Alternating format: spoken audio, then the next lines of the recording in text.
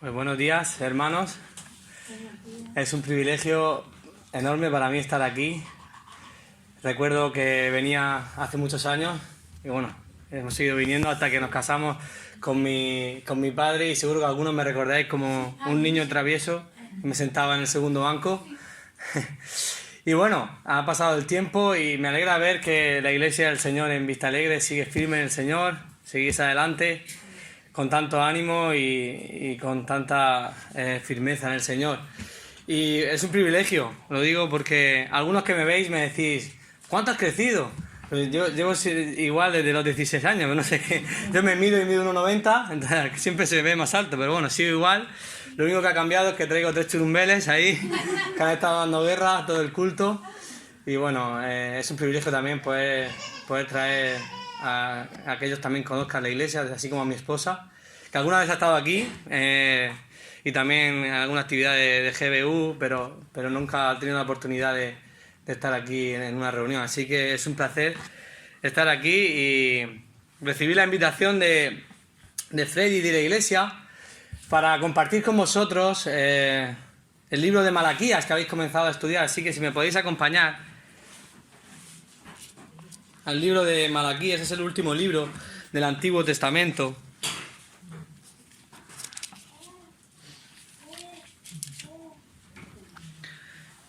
La semana pasada, Paco Gracia, me consta que estuvo dando una introducción del libro y seguro que más o menos estáis enterados sobre el tema y lo que aquí se trata. Pero vamos a estar estudiando esta mañana el primer pasaje que se encuentra del versículo 2 al versículo 5. Y me estaba preguntando, ¿cuántos aquí habéis recibido una multa de tráfico? No sé si habéis recibido alguna vez una multa de tráfico, ¿no? Pues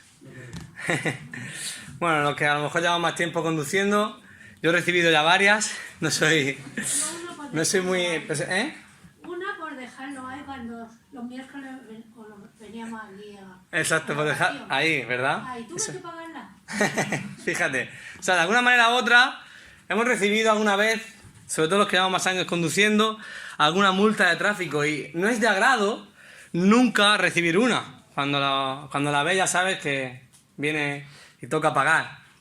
Pero aún peor es cuando no sabías que habías infringido la ley y de repente te llega a tu casa la multa.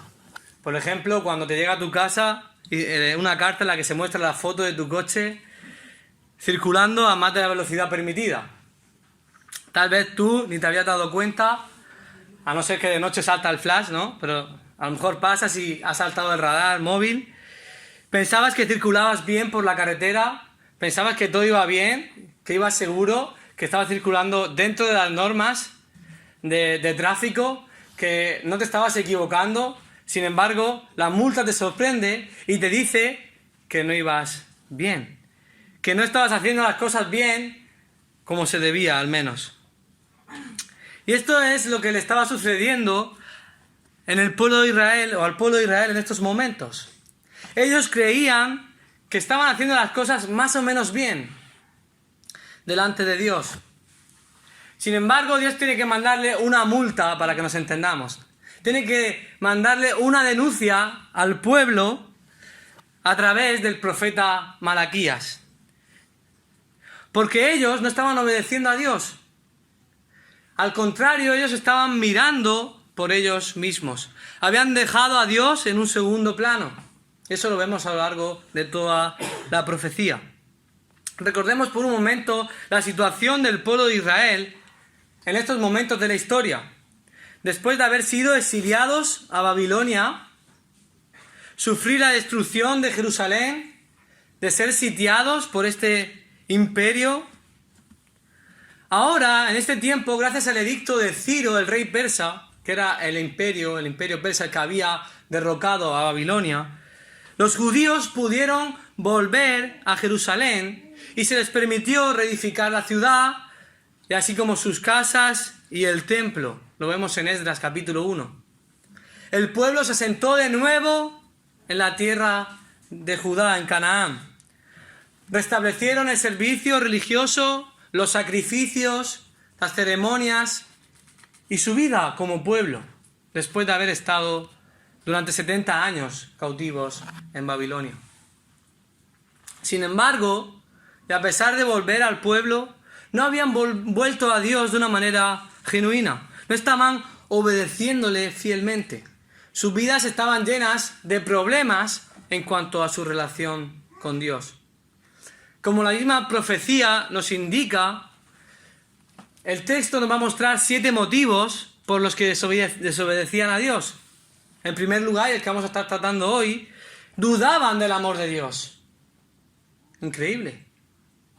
En segundo lugar, le deshonraban con sacrificios aborrecibles. En tercer lugar, estaban siendo infieles a Dios al tener matrimonios ilícitos con mujeres extranjeras y abandonar a sus propias esposas. En cuarto lugar, dudaban de la justicia de Dios. ¿Es justo Dios?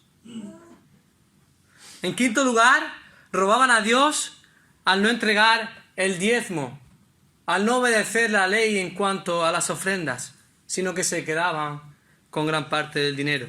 En sexto lugar, menospreciaban a Dios y apoyaban la maldad. Lo vemos en el capítulo 3.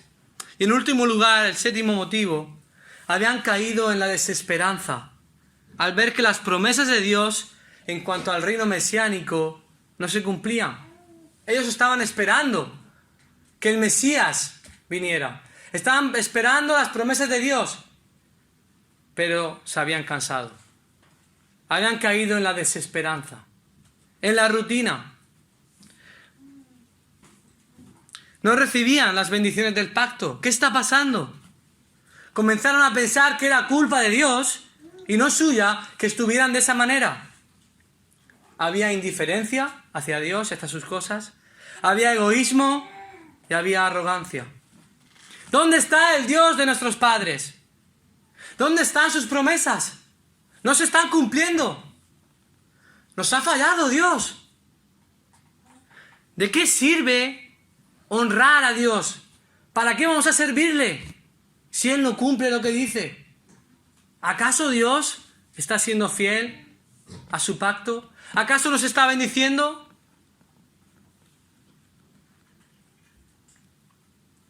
¿Has caído tú alguna vez en la desesperanza? Incluso después de estar años en el Evangelio, viniendo a los cultos, en comunión con los hermanos, ¿te has desanimado? ¿Has perdido las razones y los motivos que te mantenían cerca de Dios? ¿Te has alejado de Dios? ¿Le has menospreciado? Esto nos puede pasar. ¿Has estado viviendo en pecado? ¿Cautivado por el mundo? Y has pensado, ¿de qué sirve honrar a Dios? ¿Para qué servirle? ¿Para qué reunirme con los hermanos? ¿Qué necesidad tengo de seguir a Dios? ¿Realmente sus promesas se van a cumplir? ¿Él va a hacer lo que ha prometido? ¿Lo va a llevar a cabo? ¿De qué sirve seguir a Dios? De alguna manera u otra, todos en nuestra vida podemos pasar por momentos en los que la desesperanza viene a nuestro corazón. La palabra de Dios nos dice que el que esté firme, que mire que no caiga. Incluso podemos pensar ahora mismo que estamos bien con el Señor, que estamos cerca del Señor, que estamos en comunión con la iglesia, que estamos sirviéndole y siguiéndole. Pero debemos estar alerta. Porque las circunstancias pueden hacer que nuestra fidelidad a Él se vea lastimada. Por eso necesitamos estudiar el libro de Malaquías, hermanos. Necesitamos estudiar este profeta porque necesitamos recordar constantemente que Dios es amor, que Dios nos ama, que Él es fiel y cumple sus promesas. Fijaros lo que les dice en el capítulo 3 y versículo 6. Porque yo, Jehová, dice el capítulo 3, versículo 6, no cambio. Yo soy inmutable. Por esto, hijos de Jacob, no habéis sido consumidos. Yo soy inmutable, yo no cambio, ni en mis propósitos, ni en mis planes. Siempre los llevo a cabo y los cumplo. Yo os amo. Eso es lo que tenían que recordar el pueblo en estos momentos de ignorancia, de arrogancia y de indiferencia hacia las cosas de Dios. Necesitamos escuchar a Malaquías para examinar si hay pecado en nuestra vida, si hay dejadez, si hay desesperanza, si nos hemos olvidado de las promesas de Dios. Necesitamos escuchar a Malaquías, a la palabra de Dios, para volvernos a Dios, para reafirmar nuestra fe, para estar alerta y que no nos suceda lo mismo que le sucedió al pueblo. Por tanto, el libro de Malaquías nos va a presentar 6 disputas. Hemos presentado 7 razones, la última razón está en el capítulo 4, pero el resto son 6 disputas y es como se va a dividir el libro. Son 6 enfrentamientos entre Dios y el pueblo, 6 conversaciones, 6 discusiones. Y todas van a seguir un mismo orden, todas excepto la tercera, y se formulan de la siguiente manera. Primero Dios va a hacer una declaración, va a hacer un mandato, va a dar un mandato o va a amonestar al pueblo. En segundo lugar, el pueblo va a cuestionar esa declaración. Se va a preguntar si eso que dice el Señor es verdad o no. Y va a hacer una pregunta acusatoria, lo vemos a lo largo de todo el libro. Y en tercer lugar, Dios va a contestar esa arrogancia, dando pruebas y evidencia de que lo que está diciendo es verdad. De esta manera se nos presenta entonces la primera disputa, el texto que vamos a estar tratando en esta mañana. Es una disputa relacionada con el amor de Dios hacia su pueblo. En el versículo 1, la primera parte, vemos la declaración de Dios. Perdón, en el versículo 2. ¿Cuál es la declaración? Yo os he amado. Esa es la afirmación de Dios. Ahora, ¿cuál es la contestación del pueblo? ¿Cómo el pueblo va a cuestionar a Dios? ¿En qué nos has amado? ¿Cómo es que nos has amado? Y ahora, a partir del versículo 2, la segunda parte hasta el 5, vamos a ver a Dios contestando de manera rotunda y dando pruebas de que estaba en lo cierto, de que Él les había amado. Vamos a leer el texto, si me podéis acompañar a Malaquías capítulo 1. Vamos a comenzar leyendo desde el versículo 1. Profecía de la palabra de Jehová contra Israel por medio de Malaquías. Yo os he amado, dice Jehová, y dijisteis, ¿en qué nos amaste? ¿No era Esaú hermano de Jacob? Dice Jehová.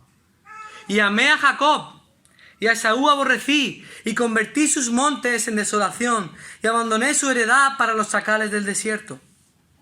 Cuando Edom dijere, nos hemos empobrecido, pero volveremos a edificar lo arruinado. Así ha dicho Jehová de los ejércitos.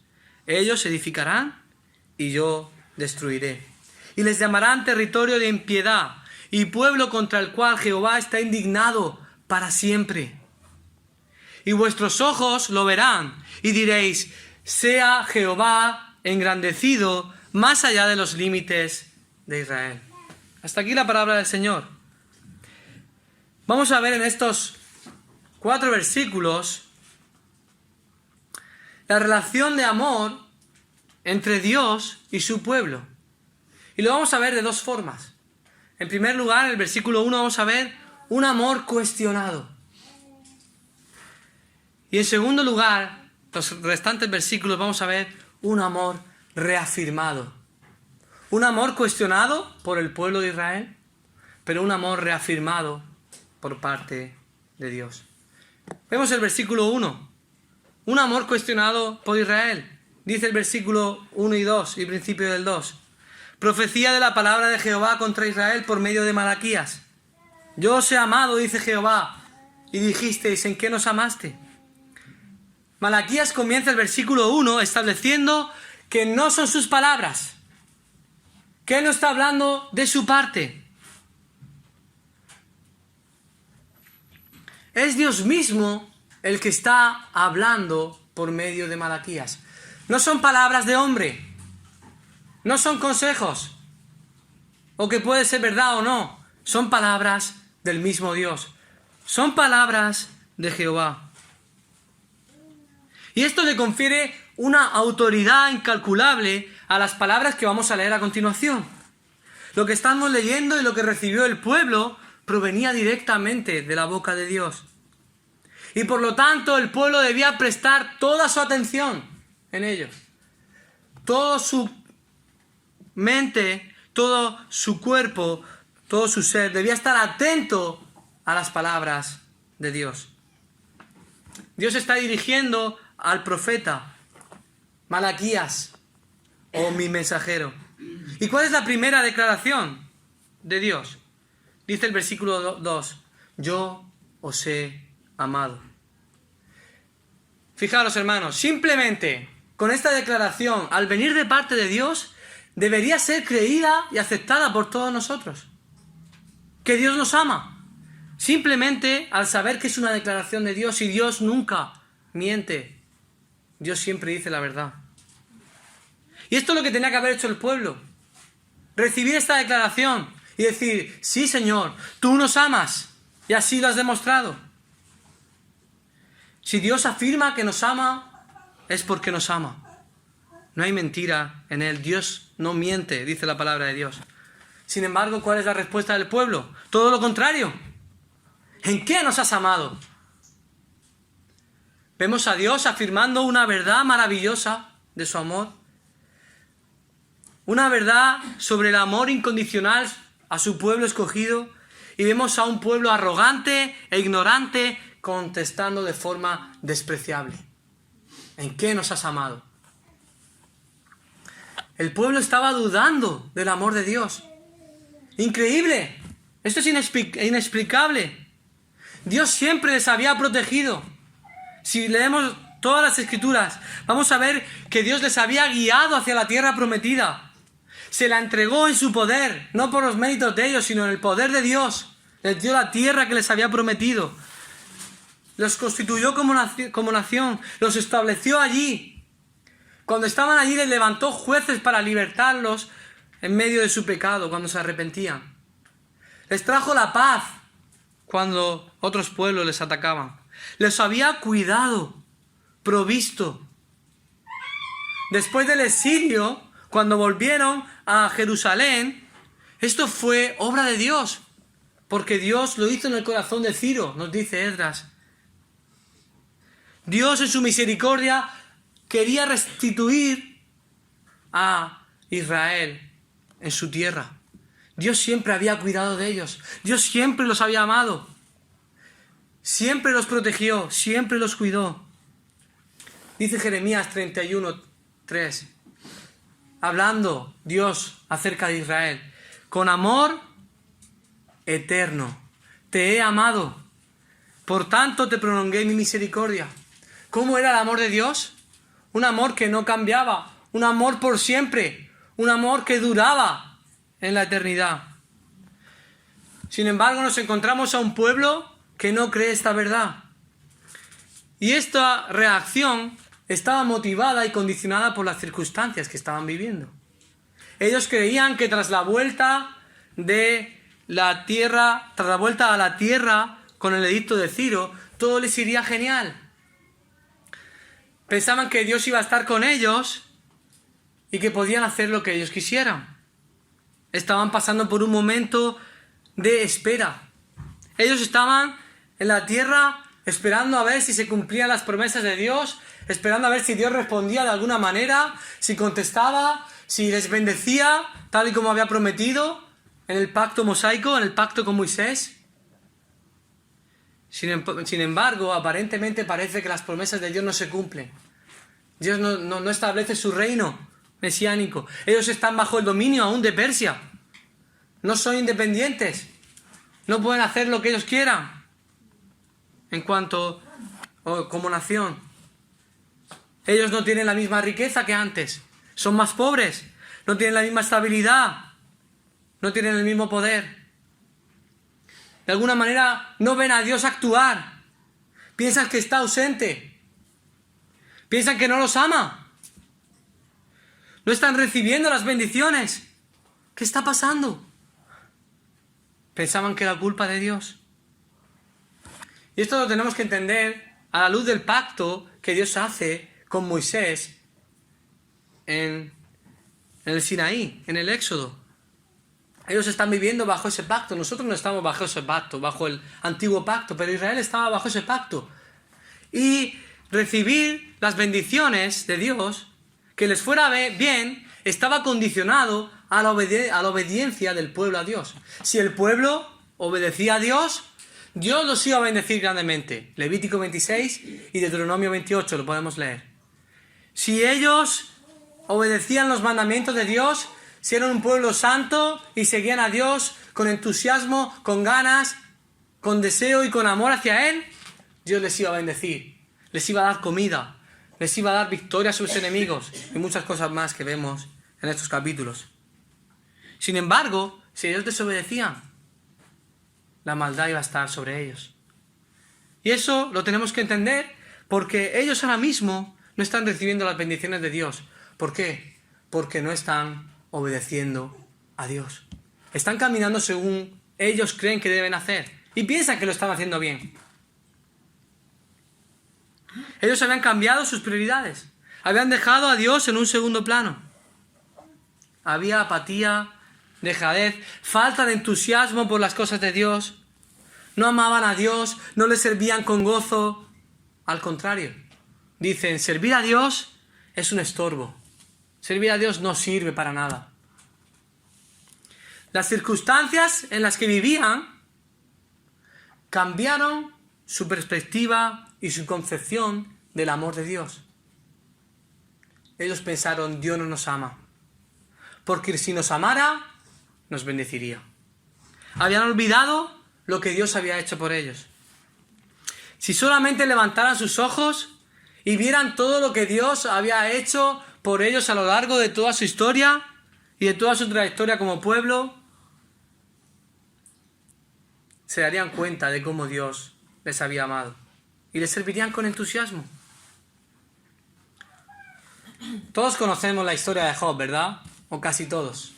Un hombre rico, un hombre que lo tenía todo, bendecido por Dios, 10 hijos, mucho ganado, próspero, un hombre importante en su época.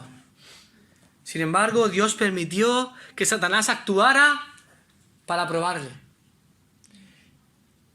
E hizo que Satanás le quitara a sus hijos. Sus 10 hijos murieron. Es fácil decirlo, ¿eh? ¿Cuál sería nuestra respuesta si perdiéramos? Ni siquiera a uno de nuestros hijos. No a 10. A uno de nuestros hijos. ¿Cuál sería nuestra respuesta? O si no tienes hijos, a un familiar al que quieres mucho. O a tu padre o a tu madre. ¿Cuál sería nuestra respuesta ante Dios si nos pasara lo mismo que Job? Perdió su ganado. Perdió su casa. Fue destruida. Y es más, cayó enfermo. ¿Qué más le podía pasar a Job? ¿Qué más le podía pasar? ¿Tenía razones para dudar del amor de Dios? Probablemente. Y eso fue lo que hizo su mujer. Y no es una acusación, en ningún caso, en contra de las mujeres. Pero en este caso, su mujer, ¿sabéis lo que le dijo? ¿Todavía sigues amando a Dios? ¿Todavía te mantienes en integridad? Maldice a Dios y muérete. Maldícelo. ¿De qué te sirve seguir a Dios? ¿De qué te sirve amar a Dios? ¿No lo ves que te está maldiciendo? ¿No lo ves que no te ama? ¿Sabéis cuál es la respuesta de Job? ¿Recibiremos de Dios el bien y el mal lo rechazaremos? Y dice el versículo, en todo esto no pecó Job con sus labios. Qué integridad, ¿verdad? Job no dejó que las circunstancias, por muy adversas que fueran, cambiaran su percepción y su concepto del amor de Dios hacia él. Él sabía que a pesar de lo que le había sucedido, Dios seguía amándole.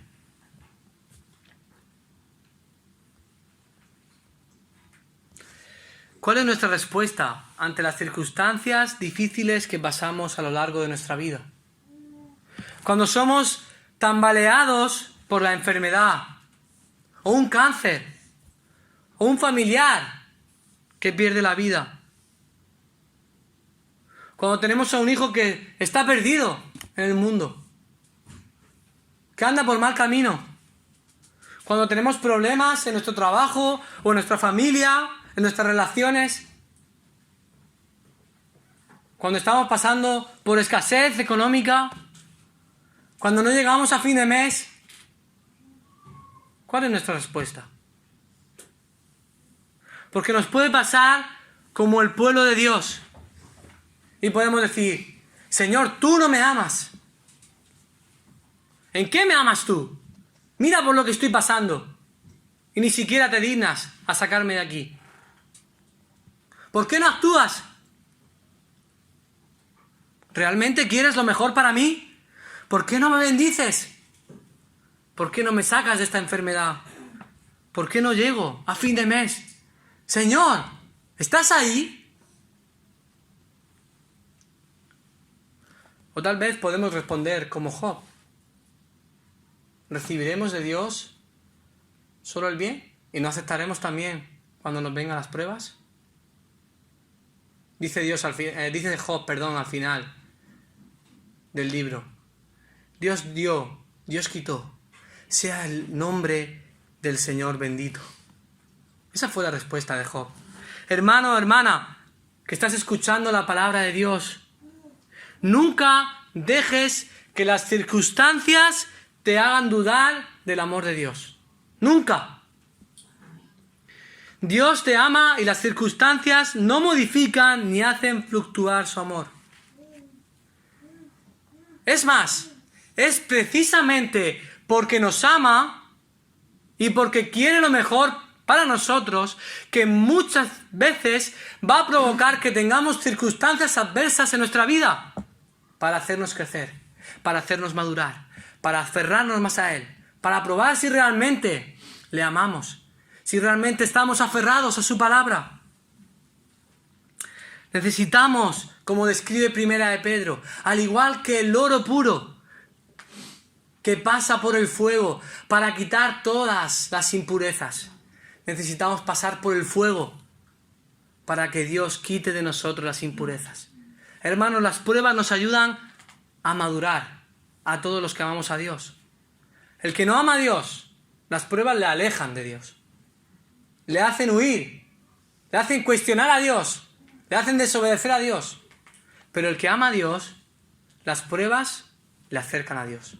Las pruebas le hacen amar más a Dios, porque sabe que esas pruebas son para madurar, para crecer, para hacernos más semejantes a Cristo, el cual sufrió mucho más de lo que nosotros podamos sufrir en esta tierra.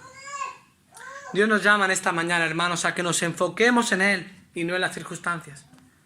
Y que nuestras circunstancias no cambien nuestra concepción, nuestra perspectiva de su amor hacia nosotros. ¿Nos ama Dios, hermanos? ¿Cuánto nos ama Dios? Amén. Dice la palabra de Dios que de tal manera, todos conocemos estos versículos, pero es necesario que los recordemos. De tal manera amó Dios al mundo que dio a su Hijo unigénito para que todo aquel que en Él cree no se pierda, mas tenga vida eterna. Dios entregó a su propio Hijo. ¿Hay mayor amor que este? Dice Primera de Juan. Dios nos ha amado entregando a su Hijo. Y como se ha leído también esta mañana. Mas Dios muestra su amor para con nosotros en que siendo aún pecadores, Cristo murió por nosotros. Pensando, no lo merecemos porque somos pecadores, aunque siendo aún pecadores. Aunque no merezcamos el amor de Dios por nuestro pecado.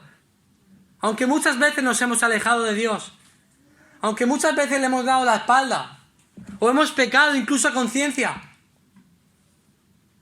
A pesar de eso, Dios nos ama y murió por nosotros para salvarnos.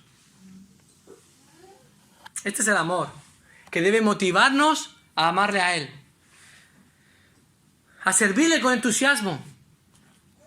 Cuando hagas las cosas para Dios, hazlo pensando en cuánto Él te ama y en lo que ha hecho Él por ti.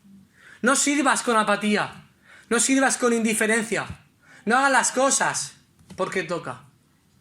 Sirve con entusiasmo y basado en el amor que Dios tiene hacia ti. No le des lo que te sobra, no le des lo que no necesitas a Dios. Dios quiere lo mejor de nosotros. Que le amemos, como dice la palabra de Dios, con toda nuestra alma, mente, fuerzas y corazón. Hemos visto, en primer lugar, el amor de Dios. Un amor cuestionado. Y en segundo lugar, ahora vamos a ver un amor demostrado por Dios. ¿Cómo Dios va a demostrar que realmente ama al pueblo de Israel? Que Dios ama al pueblo que está viviendo en estas circunstancias.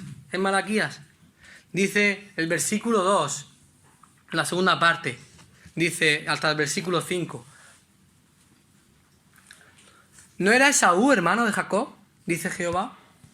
Y amé a Jacob y a Esaú aborrecí, y convertí sus montes en desolación, y abandoné su heredad para los chacales del desierto. Cuando Edom dijere, nos hemos empobrecido, pero volveremos a edificar lo arruinado, así ha dicho Jehová de los ejércitos, ellos edificarán y yo destruiré. Y les llamarán territorio de impiedad y pueblo contra el cual Jehová está indignado para siempre. Y vuestros ojos lo verán y diréis, sea Jehová engrandecido más allá de los límites de Israel. Hasta aquí la palabra del Señor. En estos versículos, Dios va a mostrar tres razones en las que se cimenta su amor hacia Israel. Nos va a dar tres razones o tres evidencias, tres demostraciones de que Dios ama a Israel. La primera demostración es que es un amor basado en su voluntad. Dice el versículo 2. No era Esaú, la segunda parte, no era Esaú, hermano de Jacob, dice Jehová, y amé a Jacob.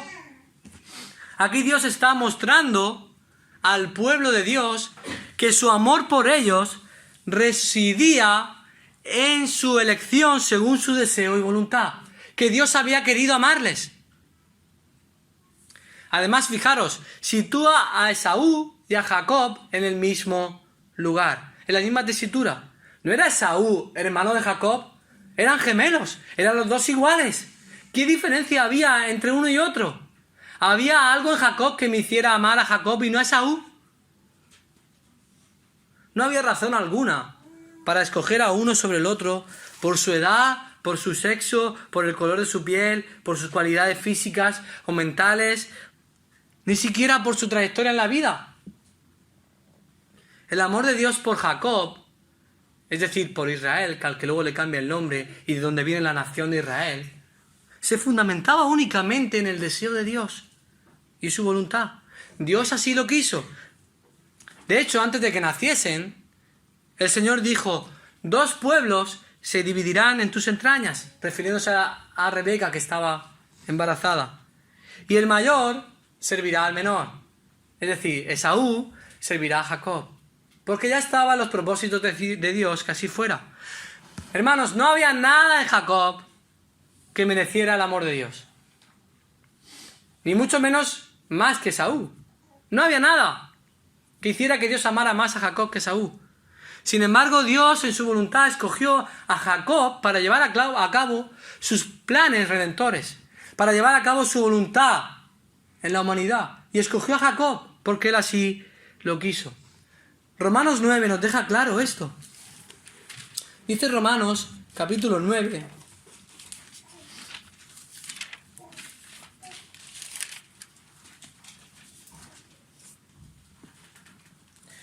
El versículo 10, leo en la Biblia de las Américas, Romanos 9, versículo 10. Y no solo esto, sino que también Rebeca, cuando concibió mellizos de uno, nuestro padre Isaac, porque cuando aún los mellizos no habían nacido y no habían hecho nada, ni bueno ni malo, para que el propósito de Dios conforme a su elección permaneciera, no por las obras, sino por aquel que llama, se le dijo a ella, el mayor servirá al menor. Todavía no había nacido ninguno de los dos. Y ya desde ahí dice Dios que su propósito, para que no fuera por sus obras, por lo que hubiera hecho Jacob o Esaú, Dios decidió amar a Jacob. Así se lo hace saber Dios al pueblo de Israel en Deuteronomio 7, versículos 6 al 8, que no hace falta que busquéis, pero dice allí, porque tú eres pueblo santo para Jehová Dios. Dios se está refiriendo ahora al conjunto del pueblo de Israel. Ya no solo a Jacob, sino al conjunto del pueblo. Jehová tu Dios te ha escogido para hacerle un pueblo especial, más que todos los pueblos que están sobre la tierra. No por ser vosotros más que todos los pueblos. Os ha querido Jehová y os ha escogido. Pues vosotros erais, al contrario, el más insignificante de todos los pueblos. Sino por cuanto Jehová os amó y quiso guardar el juramento que juró a vuestros padres. Os ha sacado Jehová con mano poderosa y os ha rescatado de servidumbre de la mano de Faraón, rey de Egipto. Y la pregunta que yo me hacía, hermanos, ¿hay algo en nosotros que nos haga merecedores del amor de Dios? ¿Hay algún mérito u obra de nuestra parte que cause el amor de Dios hacia nosotros? ¿Nos ama Dios porque somos guapos? ¿Porque somos inteligentes? ¿Por nuestro físico? ¿Por nuestro porte? ¿Por nuestro bien hacer? ¿Por nuestras obras? ¿Por dar a los necesitados? Nada, hermanos. No hay nada en nosotros que nos hagan merecedores del amor de Dios. Al contrario, ¿sabéis qué? La Biblia nos describe como podrida llaga de la planta de los pies a la cabeza. ¿Qué quiere decir esto? Suena un poco fuerte, podrida llaga.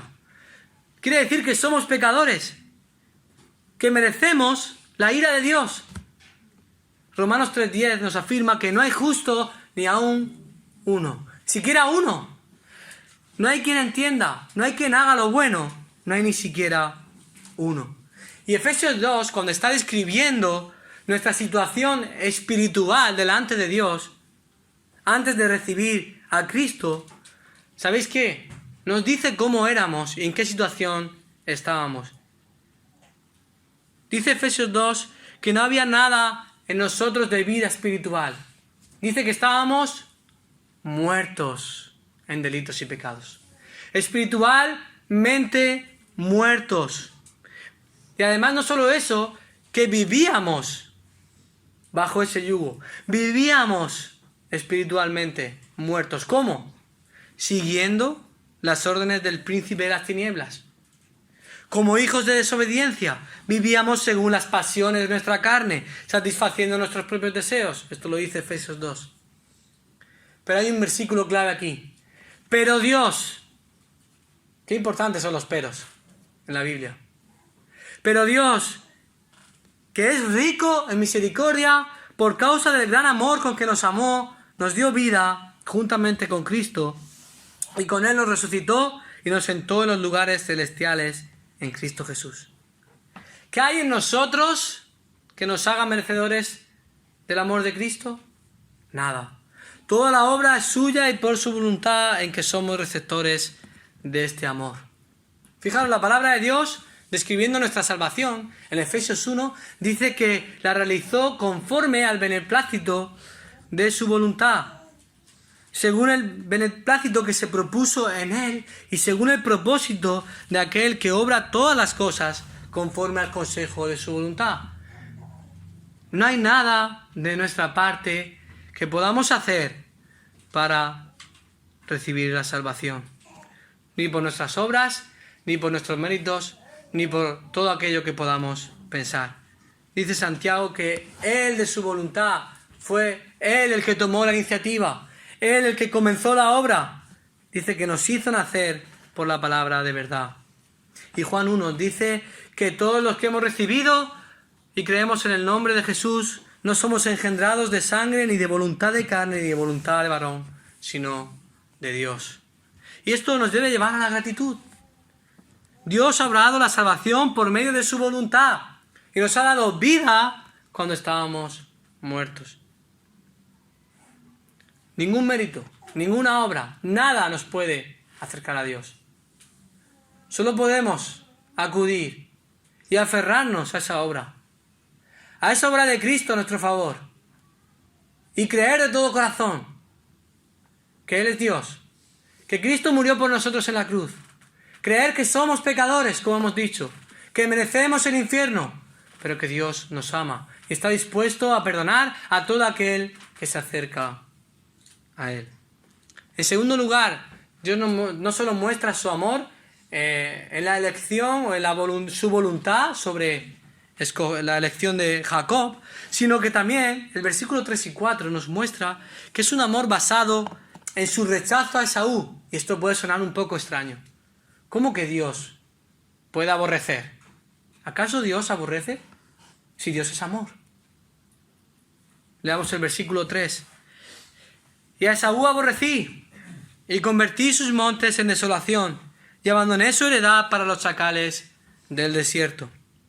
Cuando Edom dijere, nos hemos empobrecido, pero volveremos a edificar lo arruinado, así ha dicho Jehová de los ejércitos, ellos edificarán y yo destruiré, y les llamarán territorio de impiedad y pueblo contra el cual Jehová está indignado para siempre. En estos versículos Dios expone que su amor por Israel se muestra en su rechazo a Esaú. ¿Y cómo es esto? ¿Cuál es el término bíblico que se utiliza aquí? Se traduce por aborrecer, pero su significado literal es ausencia de relación. Ausencia de amor hacia Esaú. Debemos entender este rechazo hacia Esaú a la luz del amor de Dios. Cuando Dios escoge a Jacob, esto automáticamente conlleva un rechazo de Esaú. Pero este rechazo no implica enemistad. Imagina por un momento que queréis adquirir una mascota para vuestro hogar. Vais a una tienda de animales y supongo que no queréis adquirir un zoo, y entonces tenéis que elegir. Y más si vais con vuestros pequeños, seguramente quieren elegir una mascota. O seguramente querían llevarse muchas, pero no puedes llevarte todo el zoo a tu casa. Tienes que elegir una mascota, la que más te guste. Tienes que hacer una elección. Un perrito, un gatito, un hámster, o todos estos animales que se llevan ahora, que no entiendo, a veces incluso huelen mal. El hecho de elegirlo va a conllevar automáticamente un rechazo de todos los demás, que no un odio. Tú estás eligiendo a ese perrito porque te gusta, porque lo amas. Podías haber escogido cualquier otro animal, pero fue ese, porque lo amaste y te gustó. Y esto es lo que sucedió y nos ayuda un poco a entender esta elección, aunque evidentemente todos los ejemplos hacen aguas. Pero Dios escogió a Jacob, a Israel, y por ende rechazó a Esaú. Pero no solo rechazó a Esaú por el hecho de escoger a Jacob, sino que derramó su juicio sobre él y sobre sus descendientes, que son el pueblo de Edom, por su pecado. No solo Dios escogió a Jacob, es que Esaú mismo rechazó a Dios. Esaú mismo odió y rechazó al pueblo de Israel. Primeramente, Esaú rechazó la primogenitura. Qué fatuo. Esaú. Tenía tanta hambre que se dejó llevar por su deseo de comer y vendió su primogenitura. Tomó de las hijas de los cananeos y se casó con ellas. Siempre estuvo enemistado con Jacob. Aunque hubo un momento en el que aparente reconciliación si leemos Génesis. Pero no, Esaú fue enemigo de Jacob. Además vemos que cuando el pueblo de Israel va de camino a la tierra prometida, quieren pasar por las tierras de Edom. ¿Y qué le dice Edom? No, por aquí no vais a pasar. No vais a pasar por nuestra tierra, no la vais a pisar. Había una enemistad muy fuerte entre Israel y Edom. Era un pueblo enemigo. Y no sé si recordáis, pero Paco os dijo, a ver si podéis leer Abdías. No sé si habéis podido. Simplemente era para abrirnos un poco la mente acerca de Esaú, ya que no tenemos tiempo. Nos llevaría horas estar estudiando a Esaú, sus descendientes y sus consecuencias, y todo lo que hicieron y el juicio que recibieron. Pero para que tuviéramos un poco una perspectiva más amplia. Allí en Abdías nos describe, no sé si lo habéis leído, pero nos describe el pecado de Edom. El pecado de Esaú y los juicios que Dios derramó sobre ellos por sus pecados. ¿Alguno me puede decir, alguno de ellos, algún pecado que cometió Esaú? A ver si alguno se acuerda. ¿Orgullo? Muy bien, perdóname por los gallos, que estoy malo de la garganta desde el viernes. Orgullo, muy bien, Abdías 3. ¿Qué dice Abdías 3? Que eran soberbios, voy a buscarlo. Abdías versículo 3. He aquí, versículo 3. La soberbia de tu corazón te ha engañado. Era un pueblo arrogante, soberbio, que no quería saber nada de Dios, que se pensaban autosuficientes, que no creían necesitar a Dios y que se creían superiores a Israel y que creían que podían conquistarlo y que podían ganarles. ¿Qué más pecados? Hay un pecado muy grave que cometió Esaú, Edom, contra Israel. Mataba a la gente en las encrucijadas. ¿Cuándo mató a la gente en las encrucijadas? ¿Cuándo sucedió esto?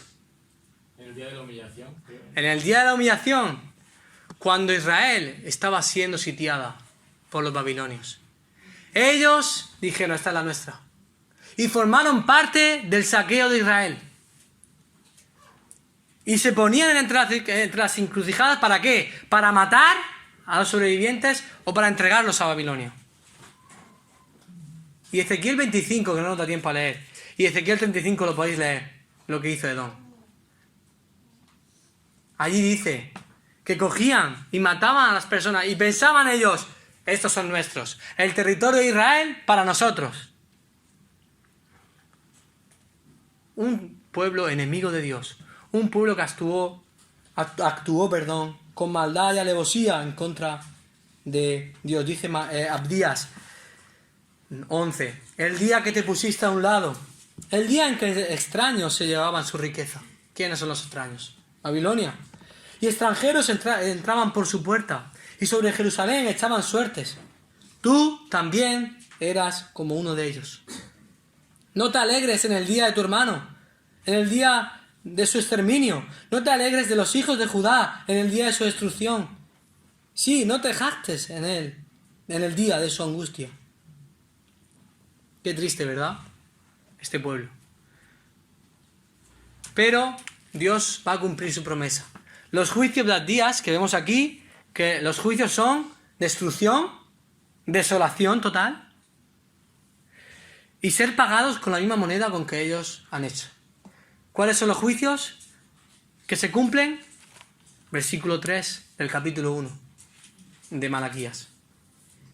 E hice sus montes desolación y di su heredad a los chacales del desierto. Posteriormente, Babilonia iba a desolar Edom. Iba a destruir Edom con una destrucción mayor que había recibido Jerusalén. Dice que convirtió sus montes porque la nación de Edom vivía en las montañas. Los convirtió en desolación y di su heredad a los chacales del desierto. Los chacales del desierto son una especie de lobo pequeño. Y estos lobos pequeños habitan donde no hay vida humana.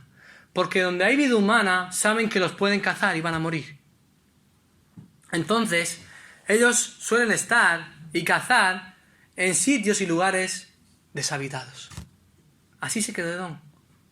Un lugar deshabitado, desolado por completo, destruido por completo. Y dice el versículo 4 que aunque aún algunos sobrevivieron a ese juicio, y aún en su soberbia quisieron volver a edificar Edom. El Señor de los ejércitos dice así: ellos se edificarán, pero yo destruiré. Y los llamarán territorio impío y pueblo contra quien el Señor está indignado para siempre. Estos textos nos muestran los pecados y las consecuencias de Edom por rebelarse contra Dios y vivir de manera alejada de Él.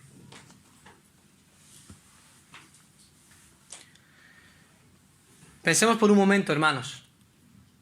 Estamos terminando.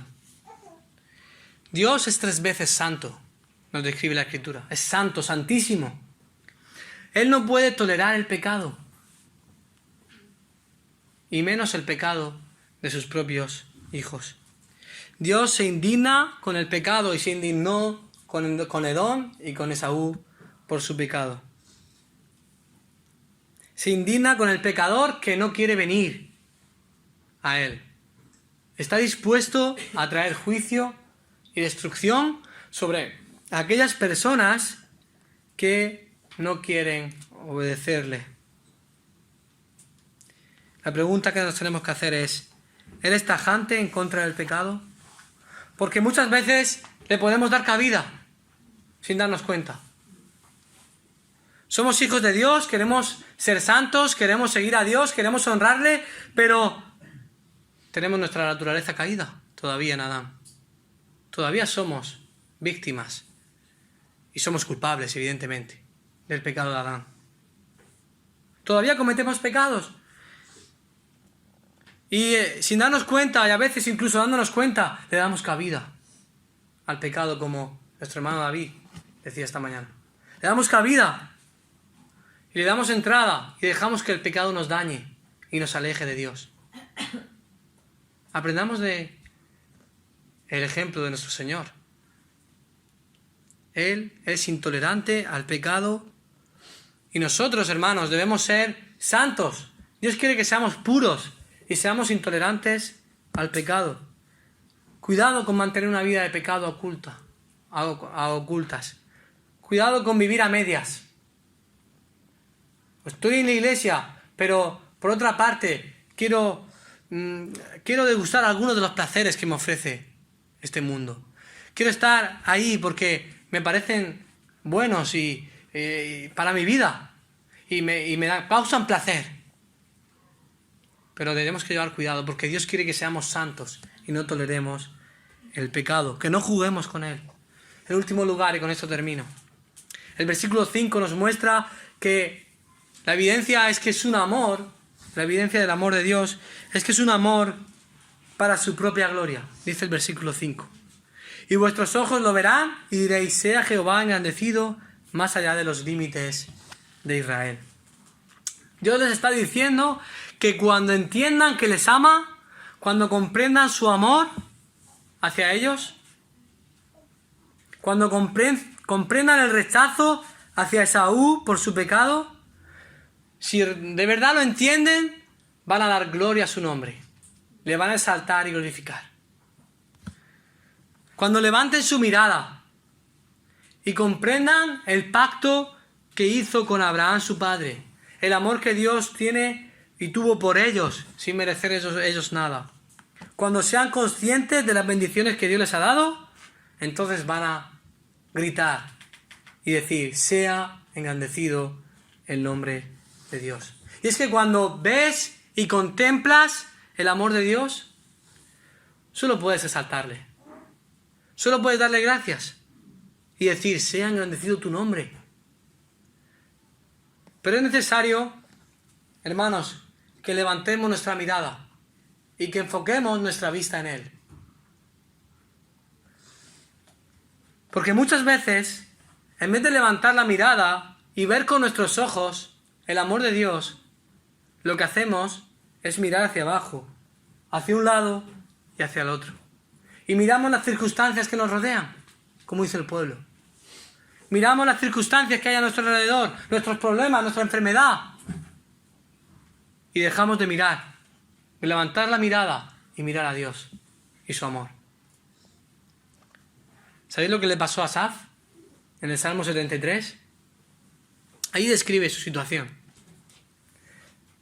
Ciertamente, dice el Salmo 73, Dios es bueno para con Israel, para con los limpios de corazón. Pero en cuanto a mí, casi deslizan mis pies. Casi se deslizaron mis pies.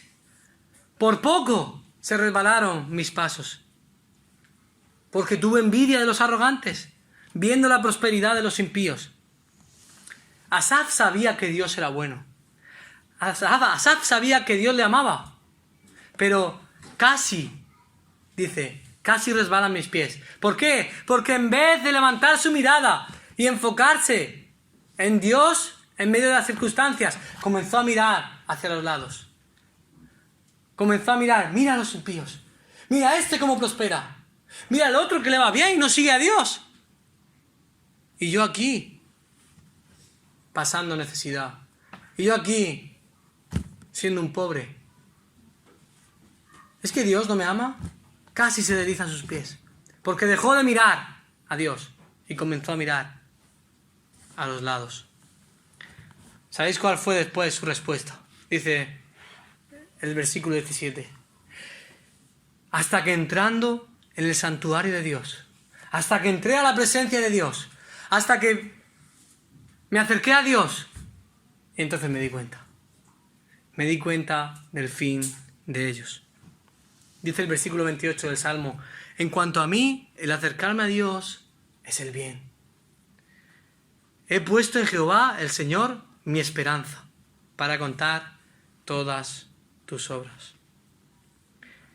Hermanos, dejemos de poner la vista en las circunstancias. No mires si tienes más o menos problemas que los demás. Si a los demás les va mejor o peor que a ti. Levanta tu mirada y mira a Cristo. Mira a Dios.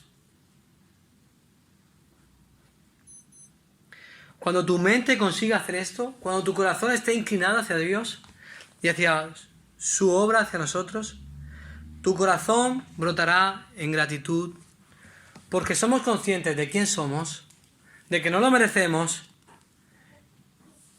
y a la vez somos conscientes de que a pesar de ello Dios nos ama y nos da mucho más de lo que necesitamos o deseemos. Cada día será un día para darle gracias, para exaltarle y adorarle. Cuando mires a los demás, te quejarás. ¿Vendrá la queja a tu vida? ¿Cuestionarás a Dios? Cuando mires a Dios, agradecerás. Darás gracias por su amor. Y porque Él te sostiene. Hermanos, que estemos aquí es un privilegio. Que sigamos con vida en este 2022. Es un privilegio que Dios nos da. Es un regalo de su amor. Que tú seas su hijo es un regalo. Él nos ha amado. Nos ha justificado. Nos ha sentado en los lugares celestiales. Nos da su espíritu. Nos acompaña. Está con nosotros en el camino. Nos sostiene con su poder. ¿Qué más evidencia necesitamos para saber que Dios nos ama? Seamos agradecidos. Que no esté la queja en nuestra vida. Que las circunstancias no nos hagan quejarnos, sino agradecer a Dios. Porque su misericordia y su amor son grandes. Vamos a orar. Gracias, Señor, porque cuando abrimos tu palabra, que viene de ti, Señor, vemos tu gran amor hacia nosotros. Vemos que somos inmerecedores, somos pecadores, pero tú en tu gran amor, Señor, nos has salvado, nos has justificado, nos has perdonado nuestros pecados, nos has sentado, nos has dado comida, nos has sentado a la mesa, nos has dado de tu pan, nos sostienes con tu gracia, nos cuidas, nos proteges en medio de las circunstancias de la vida. Y por eso te damos gracias, Señor. Que enfoquemos nuestra mirada en ti y que te demos la gloria con nuestra vida. Que te demos la honra, que tu nombre sea engrandecido, que vivamos unas vidas de entusiasmo por ti. de amor hacia tu persona. Señor, que no seamos indiferentes a tu palabra. Que no la dejemos pasar. Que no tengamos apatía por tus cosas. Sino, Señor, que tú seas lo primero en nuestra vida. Que seas glorificado. Y que podamos amarte aún dentro de nuestra debilidad. Imitando tu amor hacia nosotros, Señor. Bendito seas esta mañana. Gracias por poder participar, por poder compartir este tiempo con los hermanos. En el nombre de Jesús. Amén.